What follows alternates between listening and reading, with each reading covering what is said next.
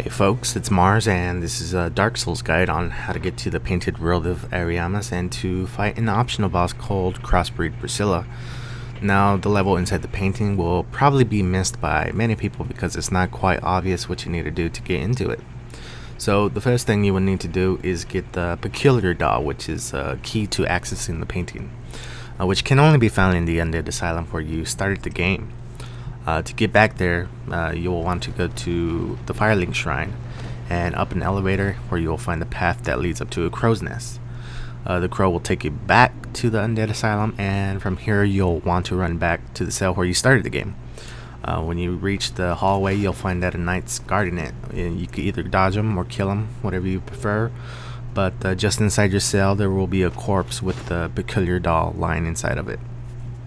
Now, you won't actually be able to use this doll very early on in the game because the painting can only be accessed when you get to Orlando, which you will eventually find later on in the game. But when you are in Orlando, you'll find a room with a chandelier, and there will be a bunch of white robed ninja guys guarding the painting. The painting itself is kind of hard to miss. It's like 3 stories tall, so just examine it and the painting will suck you into the Painted World of Ariamis. Once you're inside, there's a few items you could get, like the Painted Guardian set, which is what the white robe guys were wearing outside of the painting. You can also get a red sign soapstone, which can be used for invading other people. I've not used it myself personally, but it's probably something PvPers will want to get.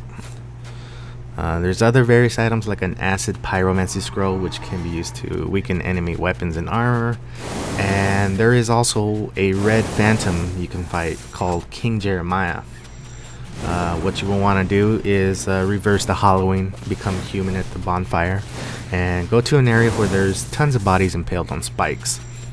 As for King Jeremiah himself, he's not terribly hard, just avoid his fireball attacks, and if you're successful, you can get the notched whip off his corpse.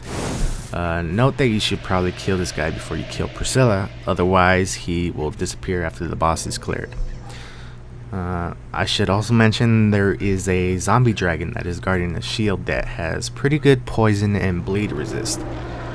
You can easily cheese this dragon just by shooting arrows at it or magic, and you'll get a 5k souls for your troubles. When you go into Crossbreed Priscilla's room for the first time, you will notice that she's actually not hostile, and you will be able to talk to her if you want. When you talk to her, she will give you a chance to leave the painting without actually fighting her. If you do that, it is possible to come back and fight her later, so when you're ready to start the fight, just attack her. When you attack her, she will turn invisible. The only way to locate her is to look on the ground, and you'll see that she's leaving behind footsteps in the snow. The most effective way of fighting her that I found was to shoot an arrow at her, because the arrow will hang off her invisible body for just a few seconds. This will give her position away and let you know where to swing your sword or weapon of choice. When you hit her enough times, she will become visible again. Now this is the best opportunity to cut off her tail to get the Priscilla's dagger. It's not impossible to cut off her tail while she's invisible, but it just makes it extremely more difficult because you can't see where her backside is. She actually has very little hit points, so I should mention that her health bar is not visible when she is invisible. So if you're trying to get the dagger, make sure you're not using a powerful weapon because you can easily kill her accidentally. I ended up actually letting her kill me the first time because she was so low on health. I hadn't quite cut off her tail yet, so re-entering the area the second time, she will be immediately hostile, and you won't be able to talk to her again. So I just used the same strategy until I finally cut off her tail.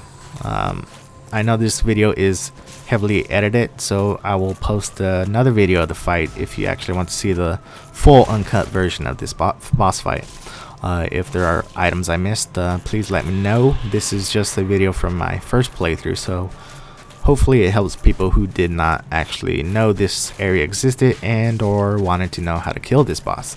So thanks for watching. Stay tuned for more Dark Souls videos in the future. Mars out.